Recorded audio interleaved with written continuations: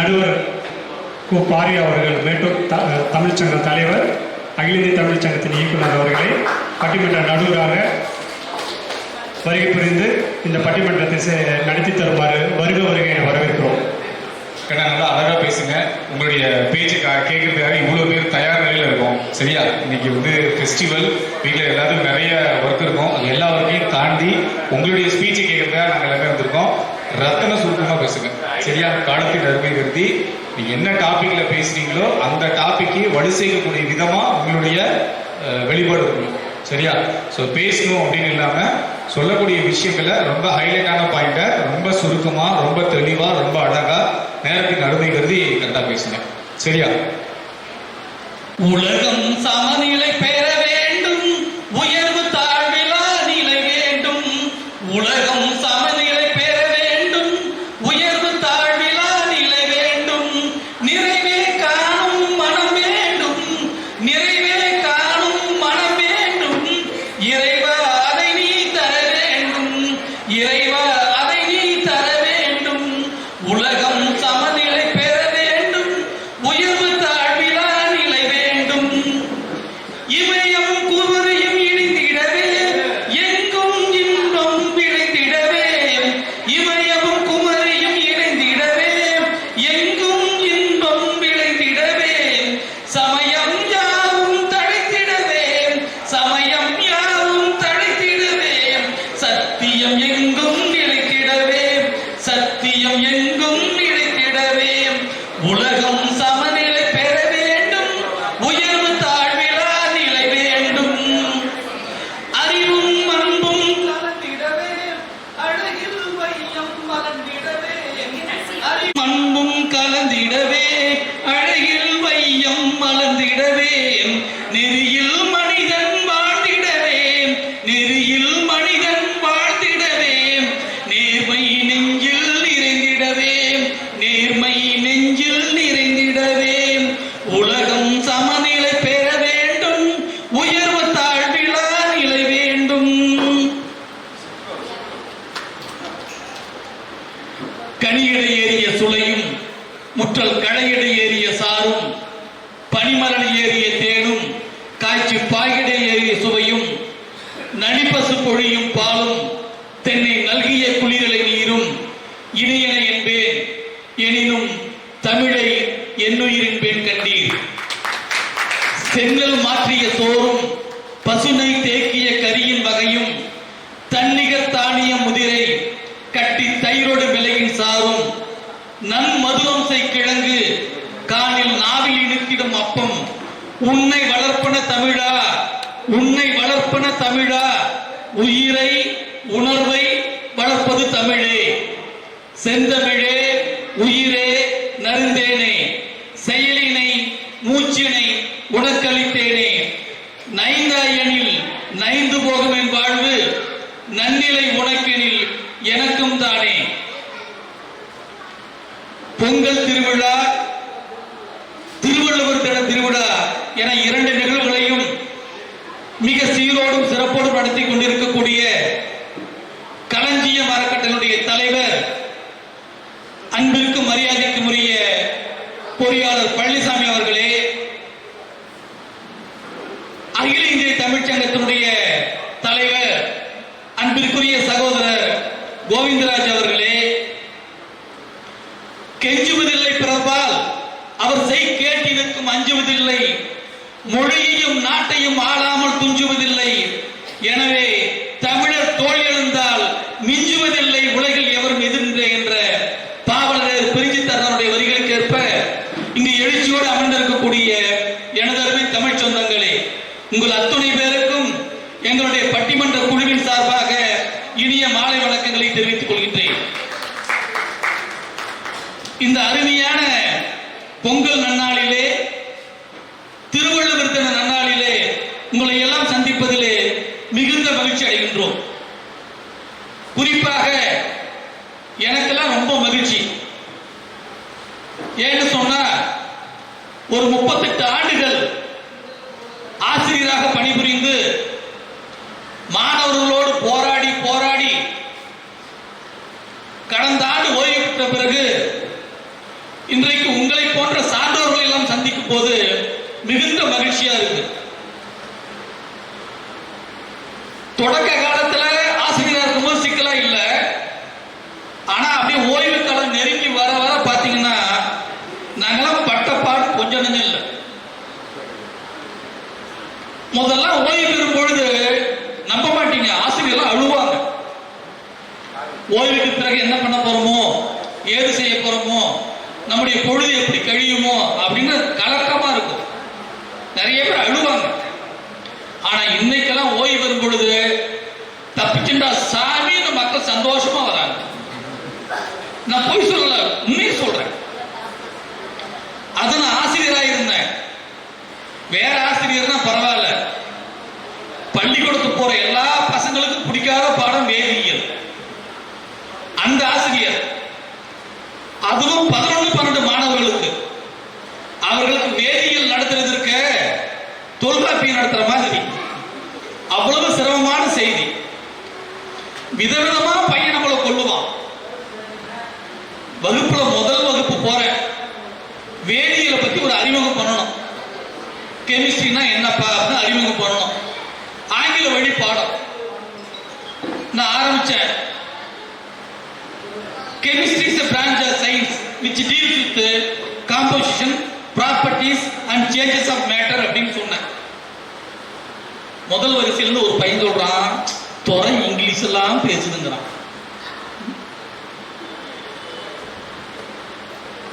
பாடம் நடத்திட்டு இருக்கேன். மேட்டூர் பள்ளி பார்த்திருப்பீங்க. ரொம்ப காலம் 30 ஆண்டுகள் அங்கதான் ஆசிரியரா இருந்தேன். வகுப்பறை ஓரத்திலே சுற்றுச்சுவர் இருக்கும். நான் வகுப்புல கத்தி கத்தி பாடம் நடத்திட்டு இருக்கேன். சுற்றுச்சுவருக்கு அந்த பக்கம் 2 நாய்ங்க வள்ளு வள்ளு வள்ளுன்னு சண்டை போட்டு இருக்கு. பயங்கர சத்தம். நானும் கத்தி கத்தி பார்த்தேன், முடியல. கொஞ்ச நேரம் கத்தி பார்த்துட்டு அமைதியா நின்றுட்டேன். அந்த 2 நாய்களும் வள்ளு வள்ளு வள்ளுன்னு சண்டை போட்டுட்டு அப்படியே ஓடி போச்சு. ஒருத்தன் அமைதியா எந்திரிச்சான், பவ்யமா கை கட்டிக்கிட்டு, சார் அதுங்க முடிச்சிருச்சுங்க, நீங்க ஆரம்பிங்க அப்படின்னா. அவன் நம்மள நாய் மாதிரி குறைக்க சொல்றானா பாடம் நடத்த சொல்றான்னு தெரியல. ஆய்வகத்துக்கு கூட்டு போனேன்.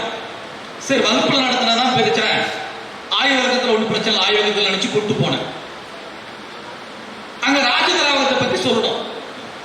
ராஜதிராவம் கேள்விப்பட்டிருப்பீங்க. 3 பங்கு அடர் ஹைட்ரோகுளோரிக் அமிலமும் 1 பங்கு அடர் நைட்ரிக் அமிலமும் சேர்ந்தது. அதனுடைய சிறப்பு என்னன்னா அதுலதான் தங்கம் கரையும். அதுல வகுப்புல நடத்தணுங்கிறதுக்காக பொதுவா படிச்சிருப்பீங்க ஆசிரியர்கள் தூண்டல் துளங்கல்னு. அதனால அப்படி தூண்டி விடலாங்கிறதுக்காக ஆரம்பிச்சேன். தம்பி, இது எங்க மாணவர்களுக்கு போட்ட மோதிரம், தங்கத்தினால செஞ்ச மோதிரம். இந்த குடுவையில ஹைட்ரோகுளோரிக் அமிலம் இருக்கு, அதில் இப்ப போட போறேன், கரையுமான்னு கேட்டேன். கரையா சார் கத்துனாங்க. எனக்கு அதிர்ச்சி ஆயிடுச்சு. சரிப்பா இதுல நைட்ரிக் அமிலம் இருக்கு, இதுல போட போறேன், கரையுமான்னு கேட்டேன். கரையா சார் எல்லாம் கத்துனாங்க. எனக்கு நெஞ்சு வலியே வந்துருச்சு. வழக்கமா நடத்திட்டு கேள்வி கேட்டாவே பதில் சொல்ல மாட்டான். நடத்தாமே கேட்டோன்னு இவ்வளவு பதில் சொல்றாங்கன்னு சொல்லி எப்படா தெரியும், இந்த உலகத்தை பத்தி உங்களுக்கு தெரியுமான்னு கேட்டேன். தெரியாது சார் நாங்க. இந்த அமிலத்தை பத்தியா தெரியுமான்னு கேட்டேன். அதுவும் தெரியாது சார் நான். ஏன்னா 2 பத்தியும் தெரியல, எப்படா சரியா சொன்னீங்கன்னு கேட்டேன். உங்களை பத்தி எனக்கு தெரியும் சார் அப்படின்னா. கரையமா இருந்தா நீங்க போடுவீங்களா, உங்களை பத்தி எனக்கு தெரியும் சார்னு சொன்னோம். அன்னைக்கு கட்டி போட்டதுதான். இது இருந்தாதான் இப்ப கேள்வி கேட்க சொல்லலாம், வாங்கி கட்டிக்க சொல்லி அன்னைக்கு தூக்கி போட்டதுதான். அந்த அளவுக்கு சிக்கலா இருக்கு இன்னைக்கு தொழில். ஆனா இன்றைக்கு உங்களை எல்லாம் சந்திப்பதில் மிகுந்த மகிழ்ச்சி. என்ன, ஒரு ஊர்ல ஆடலும் பாடலும் போட்டிருந்தா 100 போலீஸ்கார வச்சு பாதுகாப்பு தர அளவுக்கு கூட்டம் வந்திருக்கும். தமிழ் சார்ந்த ஒரு நிகழ்வுக்கு இவ்வளவுதான் கூட்டம் வரும் எங்களுக்கும் தெரியும். அதனால எங்களுக்கு எந்த வருத்தமும் கிடையாது. ஆனாலும் மிகப்பெரிய தமிழறிஞர்கள் எல்லாருமே 2 லட்சம் 3 லட்சம் செலவு பண்ணி நடத்தக்கூடிய நிகழ்ச்சியில வெறுமனே தாயா தாரமா கணவனா மனைவியா, இன்னைக்கு காலையில பார்த்திருப்பீங்க ஒரு மிகப்பெரிய தொலைக்காட்சியில ஒரு மிகப்பெரிய நடுவர் ரொம்ப உயர்ந்த தலைப்பில் நடத்துறாங்க. தமிழ் சினிமாவின் வெற்றிக்கு காரணம் வணிக சினிமாவா கலை சினிமாவா, இது ஒரு தலைப்புன்னு போட்டு நடத்துறாங்க. அப்படி இல்லாம ஒரு அற்புதமான தலைப்பு கொடுத்திருக்காங்க. உலகம் பெரிய உலகம். நம்ம தமிழ்தாய் வாழ்த்து பார்த்திருப்போம். நீராறும் கடலுடுத்த நிலமடந்து கீழொழுகும் சீராறும் மதனமன திகழ் பரத கண்டம். இதில் மொத்த உலக நாடுகள் இருக்கு. நீரால் சூழப்பட்ட கடலால் சூழப்பட்ட அந்த உலகம், அதுல பரத கண்டம், அதுல இருக்கிற நம்ம தமிழ்நாடு. அப்படிப்பட்ட தமிழ்நாடு நம்மளுது. இந்த தமிழ்நாட்டுக்கு இந்த உலகத்துல என்னடா சிறப்புன்னு கேட்டாங்க. இந்த உலக அரங்கில தமிழ்நாட்டுக்கு என்ன சிறப்பு, நம்ம பெருமையா பேசக்கூடியது என்னன்னு சொல்லி யோசிச்சு பார்க்கும் பொழுது பாரதியார் சொன்னார், வள்ளுவன் தன்னை உலகிற்கே தந்து வான்புகள் கொண்ட தமிழ்நாடு தான். இந்த தமிழ்நாட்டுக்கு என்னடா சிறப்புன்னா, இந்த உலகத்துக்கு வள்ளுவன் என்ற ஒரு மாபெரும் அறிஞரை கொடுத்திருக்க பூமி இந்த தமிழ் பூமி, அதுதான் மிகப்பெரிய சிறப்புன்னு சொன்னான். அப்படிப்பட்ட வள்ளுவரை பற்றி இன்றைக்கு பேச போறோம். எவ்வளவு பெருமையா இருக்கு. ஏதோ ஒரு பொங்கல் திருவிழா, ஏதோ ஒரு நிகழ்வு நடத்துறன்னு இல்லாம மிக அருமையா நடத்திருக்காங்க. அதுலயும் இன்னொரு மகிழ்ச்சி என்னன்னா, ஒரு அற்புதமான தலைப்பை தேர்ந்தெடுத்திருக்கிறார்கள். வள்ளுவத்தை பத்தி ஏதோ பேசிட்டு போலாம். என்ன சிக்கலா, பொதுவா பள்ளிக்கூடங்கள்ல பேசும் பொழுது வள்ளுவர் மூன்றா பிரிச்சிருக்காரு. முப்பால்னு சொல்றோம், அறம் பொருள் இன்பம்னு சொல்றோம். இதுல எல்லாருமே அறம் பொருள் மட்டும் சொல்றோம், இன்பத்தை பாட தொடுவதே கிடையாது. அதுல தீர்ந்ததகாததா, பேசக்கூடாததா, அது பேசக்கூடாததை படிக்கக்கூடாது. வள்ளுவர் எதுக்கு எழுதுறாரு? உலக இலக்கியங்கள்ல தமிழுக்குள்ள மிகப்பெரிய சிறப்பு என்னன்னு சொன்னா, இலக்கியங்களை அகம் புறம் என்று இரண்டாக பிரித்த ஒரே மொழி தமிழ் மொழி தான். உலக மொழி எதுலையுமே கிடையாது. அப்படி புறம் அகம் இரண்டா பிரிச்சு அற்புதமா வள்ளுவர் எழுதியிருக்கார். ஆக இரண்டை பற்றியுமே பேச வேண்டும் என்ற எண்ணத்திலே இன்றைக்கு வள்ளுவருடைய கவித்திறன் மேலோங்கி இருப்பது எங்கே? அவருடைய புறப்பாடல்களிலா அகப்பாடல்களிலா இந்த தலைப்பு கொடுத்திருக்காங்க. எல்லோருக்கும் தெரியும் அகம் புறம். தனிப்பட்ட வாழ்க்கையை பற்றி பேசுவது அகம், பொது வாழ்க்கையை பற்றி பேசுவது புறம். எளிமையா சொன்னான். இதுல எதுல எப்படிப்பட்ட பாடல்களில் அவருடைய கவித்திறன் மேலோங்கி இருக்குதுன்னு பார்க்க போறோம்.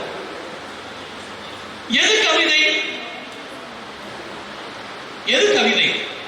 கவிமணி தேசிய விநாயகம் சொல்லுவார், உள்ளத்து உள்ளது கவிதை, இன்பம் உருவெடுப்பது கவிதை, தெல்ல தெளிந்த தமிழில் உண்மை தெரிந்துரைப்பது கவிதைன்னு சொன்னார். அதான் கவிதை. உண்மையை சொல்லணும், அது உறக்க சொல்லணும், தெளிவா சொல்லணும். அப்படி சொல்லுவதுதான் கவிதை. அதுல கவித்திறன் என்பது என்ன?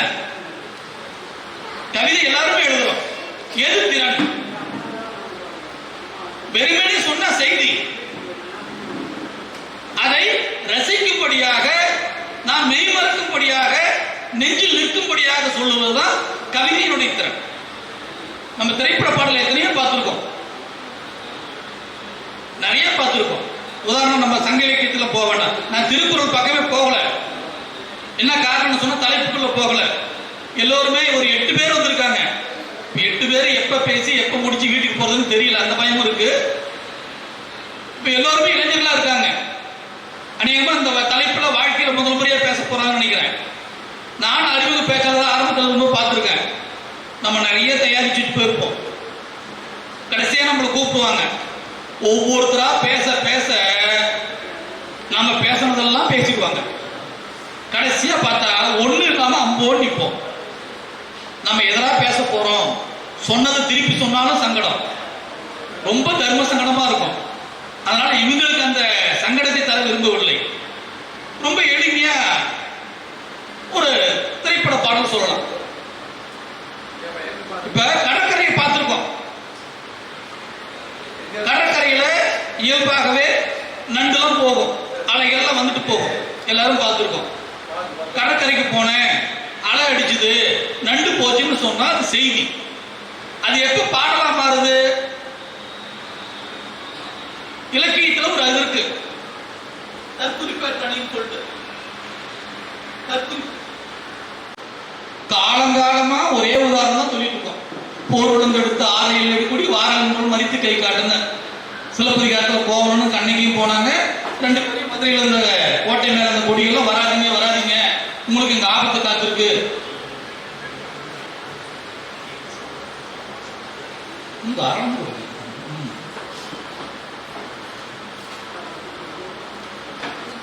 பொங்கல் சாப்பிட்டே இருங்க, கொஞ்சம் செய்தியும் கேளுங்க. ஆனா இயல்பா நடக்கக்கூடிய அலை வீசுறது, நண்டுகள் போறத வந்து மிக அருமையா பாடி எழுதியிருப்பாரு. சிறு மணல் வீட்டில் குடியேறும் நண்டானது, இவள் கண் பார்த்து மீனென்று திண்டாடுது, பொங்கும் முறையோடு கரை சேரும் மலையானது, இவள் முகம் பார்த்து நிலவென்று விளையாடுது, கடலோரம் வாங்கிய காற்று குளிராக இருந்ததை நேற்று, இவள் கண் பார்த்து மீன் என்று திண்டாடுது. அவளை கண்ணை பார்த்து மீன் நினைச்சுட்டு என்ன பண்ணுதான், நண்டுகளை விளையாடு கண்ணை திண்டாடுதான். பொங்கும் நுரையோடு கரை சேரும் அலையானது, இவள் முகம் பார்த்து நிலவென்று விளையாடுது. அலைய வந்துட்டு போகுதுன்னா அவன் முகத்தை பார்த்து நிலா நினைச்சு வந்துட்டு போதான். நிலா நினைச்சு கிட்ட வருது, அப்புறம் பார்த்தா பூஜா தெரியுது, திரும்ப போகுது, திரும்ப பார்த்தா நிலா மாதிரி தெரியுது, திரும்ப வருது. அப்படி வந்து போகுதுன்னு கற்பனை பண்ணலாம். இப்படி நிறைய உதாரணம் சொல்ல முடியும். இதான் திறன், கவித்திறன். அப்படி வள்ளுவருடைய கவித்திறன் எங்கே மேலோங்கி இருக்கிறதுன்னு பார்க்க போறோம். புறப்பாடல்களில அகப்பாடல்கள் சொல்வதற்காக ஒரு 8 பேர் வந்திருக்காங்க. எல்லோருமே இளைஞர்கள். வள்ளுவத்தை பற்றி பேச வந்திருக்காங்க. ரொம்ப ரொம்ப மகிழ்ச்சியா இருக்கு. அவர்களை அறிமுகம் செய்து நிகழ்ச்சிகளே, அகப்பாடல் என்ற அணியிலே முதல்ல பேச போறது யாருன்னா, பெண்ணாகரம் அரசு கலை மற்றும் அறிவியல் கல்லூரியை சேர்ந்த மாணவர் திரு சக்திவேல் அவர்கள். அதே அணியில் 2வது பேச போறது பெண்ணாகரம் அரசு கலை மற்றும் அறிவியல் கல்லூரியை சேர்ந்த சௌபர்ணிகா. 3வது பேச போறது மேட்டூர் அரசு கலை அறிவியல் கல்லூரியை சேர்ந்த தம்பி உதயநிதி. அடுத்ததாக ராயர்பாளையம் ரங்கவித்யாலய ஆசிரியர் மதிப்பிற்குரிய சந்திரசேகரன் அவர்கள். இந்த 4 பேரும் அகப்பாடலில் தான் வள்ளுவருடைய கவித்திறன் மேலோங்கி இருக்குன்னு சொல்ல போறாங்க. இதுவே இல்லை, புறப்பாடல் தான் சொல்வதற்காக பாப்பிரெட்டிப்பட்டி அரசு கலை அறிவியல் கல்லூரியை சேர்ந்த தம்பி அதிரூபன் வந்திருக்காங்க. அடுத்ததாக ஏரியூர் அரசு கலை அறிவியல் கல்லூரி சேர்ந்த சிந்துமதி வந்திருக்காங்க. அடுத்ததாக பத்மவாணி மகளிர் கல்லூரி சேர்ந்த கோகுலப்பிரியா வந்திருக்காங்க. அடுத்ததாக இந்த சகோதரி ஓய்வு பெற்ற அரசு ஊழியர் கௌசல்யம்மா வந்திருக்காங்க.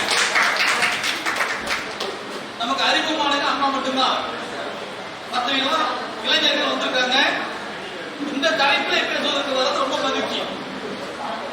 பட்டிமன்றம் என்பது உலக மொழிகளிலே எந்த ஒரு மொழி இலக்கியத்திலும் இல்லாத ஒரு சிறப்பு பண்பு. தமிழ் மட்டுமே இந்த பட்டிமன்றம் ஒன்று வேற எந்த மொழியிலும் கிடையாது. பட்டினப்பாளையில் சொல்லுவாங்க பட்டிமன்றத்தை பற்றி. அப்படிப்பட்ட சிறப்புடைய அமைப்பு இந்த பட்டிமன்ற அமைப்பு. எந்த ஒரு தலைப்பையும் ஆதரித்தும் எதிர்த்தும் பேசி அதற்கு தீர்ப்பு சொல்லக்கூடிய ஒரு நல்ல மரபு நம்மிடம் உள்ளது. 2 பேருக்கு கருத்தை கேட்கிறது தான் இதனுடைய சாராம்சம். அதற்கு பிறகு ஒரு சரியான தீர்ப்பினை சொல்ல வேண்டும் என்பது என்னுடைய நோக்கம். அந்த அடிப்படையில் இந்த பட்டிமன்றம் ஏற்பாடு செய்யப்பட்டிருக்கின்றது. நான் திரும்ப சொல்றோம்,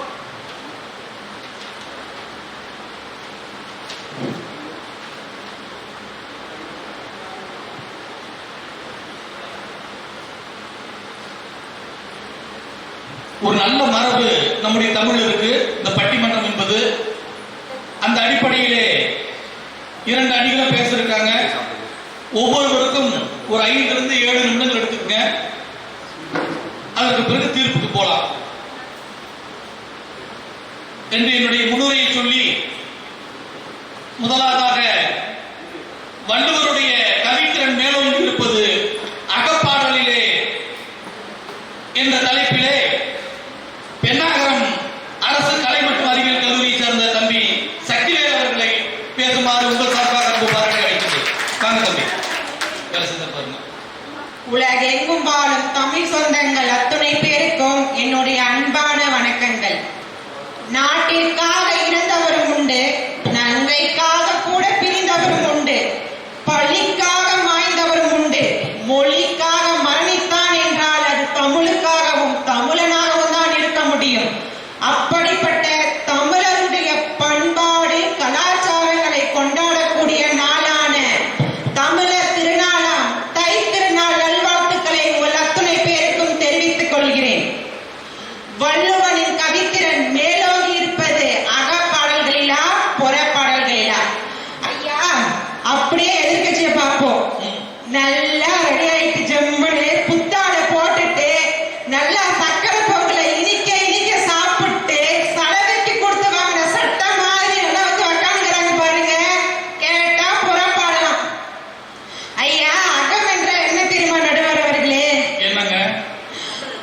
ஒரு மனிதன் இப்படித்தான் இருக்க வேண்டும் என்பதற்குரிய வாழ்வியல் இலக்கணங்களை கூறுகிறது பாருங்க நடுவர் அவர்களே, அதுதான் அகம்.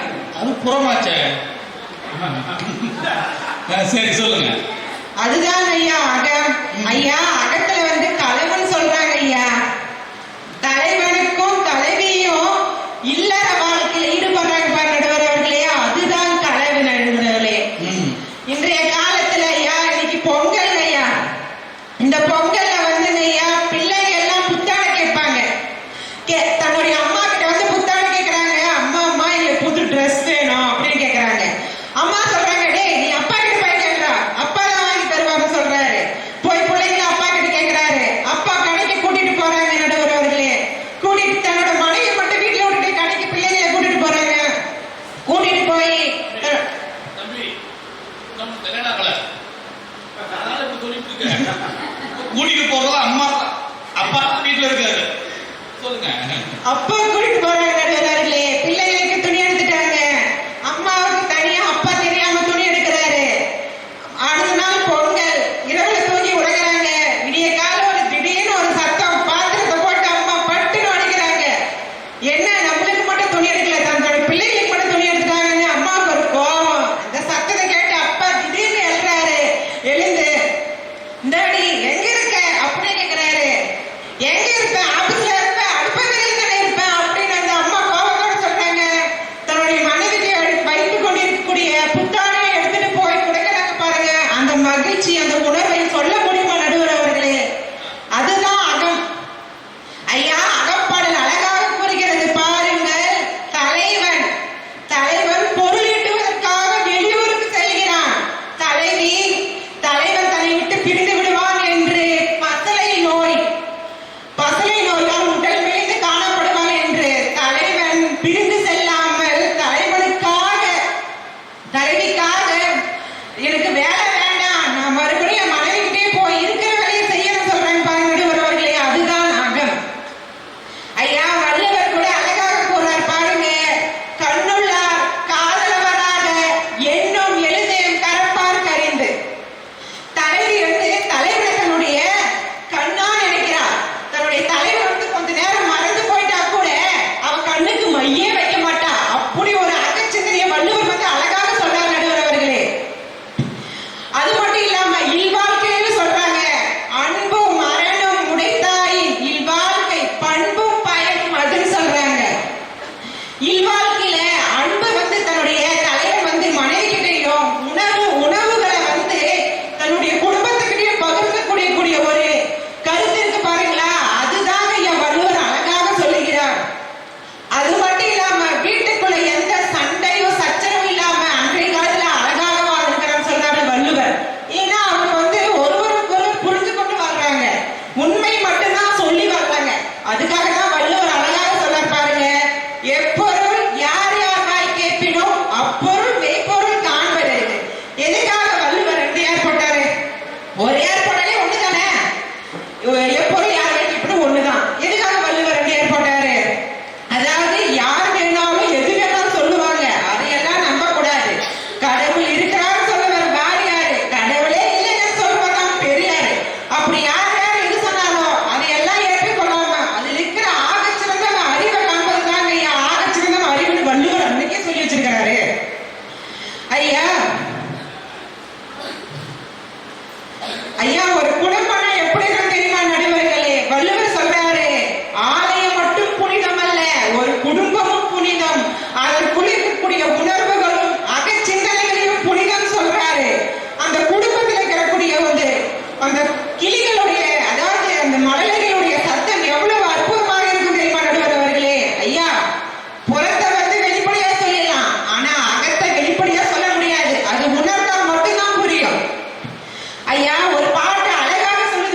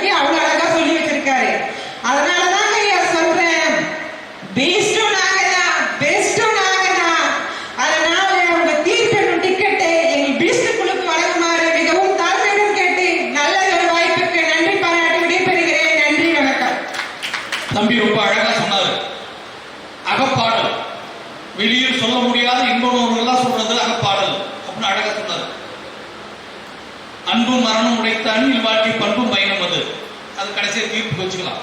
ஒரு அருமையான திருக்குறள் சொல்லியிருக்காரு. இல்வாழ்க்கையை பற்றி அதோட சிறப்பா உலகத்துல யாருமே சொன்னதில்லை. அதனால இன்னைக்கு கல்யாண பத்திரிக்கை அடிச்சா தமிழ் எவ்வளவு பிடிக்குமோ இல்லையோ தெரியாது. ஆனா கட்டாயமா என்ன பண்ணிடுறோம், ஸ்ரீ முருகன் துணைன்னு போற மாதிரி இதையும் போட்டோம் இல்லைங்களா? எல்லா கல்யாண பத்திரிக்கையும் அது இருக்கு. அது நுணுக்கமான செய்தி இருக்கு. என்ன அதுல கவித்திறன்னு பார்க்கணும் இன்னும் ஆழமா.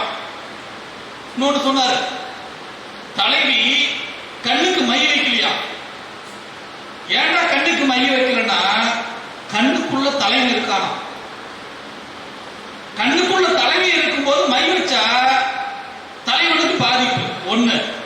அப்படி மை வைக்கிறதுக்காக கண்ணை மூடணும், அப்படி மூடிதான் போட்டு தருவாங்க. அப்படி பண்ணா அதுக்குள்ள தலைவி தப்பிச்சு என்ன பண்றது?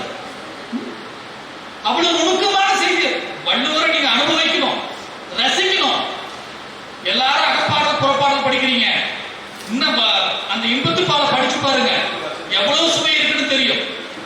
அழகா சொல்லிருக்காரு, எப்பொருள் யார் யார் வாய் கேட்பினும் அப்பொருள் மெய்ப்பொருள் காண்பது அறிவுன்னு சொன்னாங்க. ஏன்னா நம்ம பார்க்கறதுலாம் உண்மை கிடையாது, அது ஆராய்ச்சி பண்ணி உண்மையாக பார்க்கணும்.